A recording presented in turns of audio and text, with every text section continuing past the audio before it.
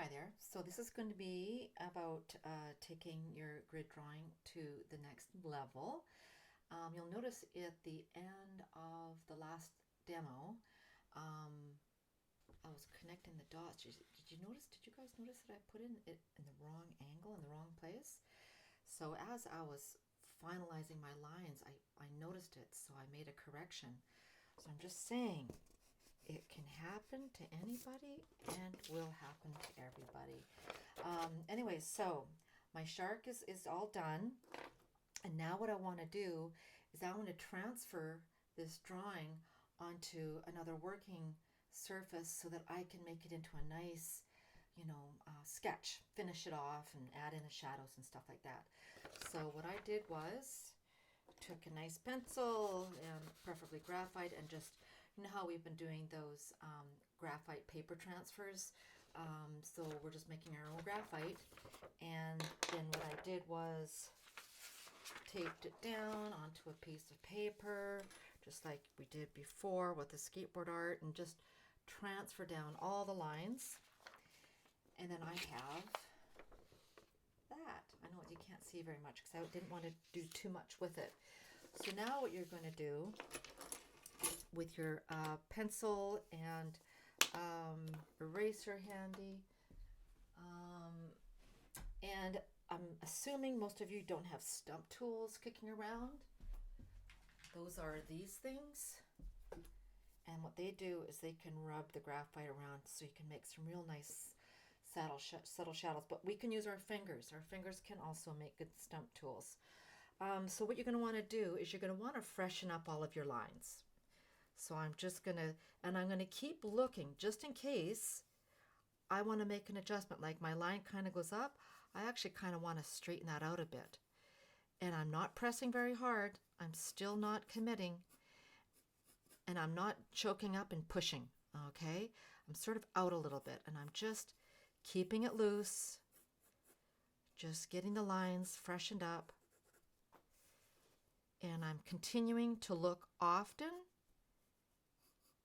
at my reference image, just like I did. Hang on, how does that go? It goes doink. It goes actually this way, and then it goes that way. See, I'm making corrections as I go because I'm continuing to look at my reference, okay? The reference is the boss, not us. We're just along for the ride, and hopefully we don't have a mess. If we do, we'll call it a happy mess, right? That's what we do. So I'm just drafting this in just kind of quickly. I would definitely be giving this more time if this was my own little piece. Okay, so I'm just giving it another once over. Forgot to transfer the eyes, so I'm just going to guess. No, maybe it might be there. Keeping it soft. So now what I'm doing is I'm looking at these shadow shapes underneath here. And what I want to introduce you guys to are hatch lines. And I've tried to teach them to you guys before. And you do keep just going to your old habit of doing it your own way. But I want you to just venture out and just try it a little different this time. So for example, he's got like sort of the shadow on top. And so hatch lines are basically lines you can practice off the drawing. They're just basically lines, same thickness, same darkness, same direction, like that. Okay, and then if I wanted to add another dark bit of darkness to, I would just go over it again and just build it up, maybe change the shape of it like that. And then I can use my stump tool and see how it darkens it, and it sort of hides my my lines. And then I can use a finger, and then I can just, my fingers can have graphite on it, and I can just soften those lines and just pull it out. So I'm going to start up here, and I'm just going to go right off the edge with my hatch lines, and I keep going back and forth with my eyes to my reference because I want to see what shape it is. And it's sort of going near the mouth, so I need to come down near the mouth. And I'm not pressing very hard, am I, you guys? Just keeping it nice and light. Now there's all these sort of stripy bits in the original color image, which we will work with later. those are actually light reflections coming through the water surface. So just, we'll ignore those for now.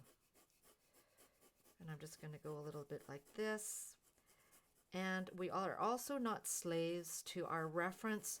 If you're drawing along and see how it's so white here, that kind of doesn't make sense to me. So I'm just going to just blend it out a little bit.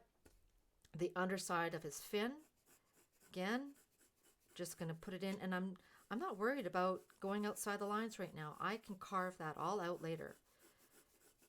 And I don't even need to see my lines here because it's a solid bit of dark. So I'm just going to, see how my hand is just on the surface? I'm just letting that help control the pressure, that I don't go too hard. My eyes are going back and forth. So like this, and the shadow kind of goes up to the mouth a little bit. Okay, cool. So now I'm going to use my finger and just blend it out, soften those lines. My eye is still continuing to go back and forth. I'm going to go up into here, whoopsie, go up into here a little, because it's not white here, it's just white there, and a little bit up here. So we can afford to give him lots of color. Now I feel, and I'm sure you see that, we need more dark underneath here, so I'm going to go in with another layer.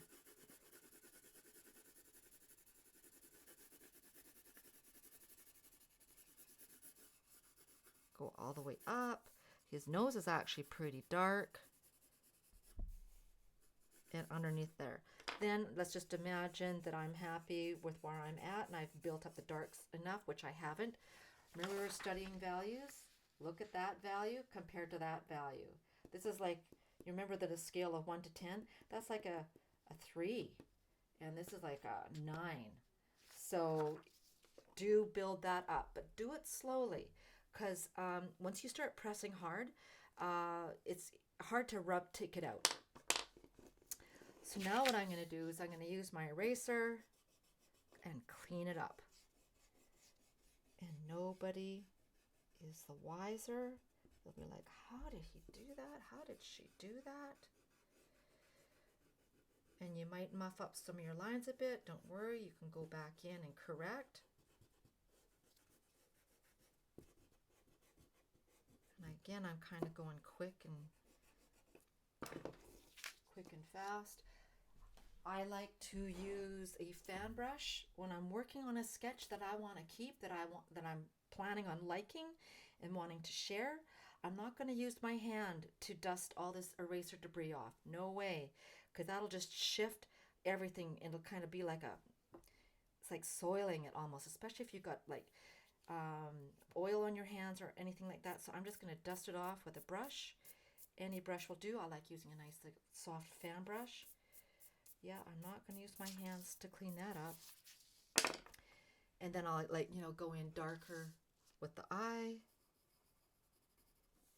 And then this is where you can start, and make sure you've got a nice sharp pencil. So if you're going to go in, see those teeth? Oh my goodness. So I'm just going to sort of draft in, again, general shapes first. And I'm just sort of going to place a tooth, a mark, just where I'm going to put a tooth. Okay, don't start drawing one tooth and then another tooth and putting a whole bunch of detail in first. Just get them placed. Then you can, once you feel like you've gotten a place for all the teeth, then you start shaping them out. And again, press lightly. You don't want to commit any of your lines until the very end. And notice like some of them are up a little bit. Some of his teeth are kind of pointing out. And then the inside of his mouth, it's also a shadow shape. So I've got a smaller pencil now. Now I'm showing that this is the inside of his mouth. Once I have established all the values, that's when you go in and you finish up the outer construct. You commit those lines only when you are finished with your drawing and you feel like it's a keeper and then you'll really see what you've got. Alrighty.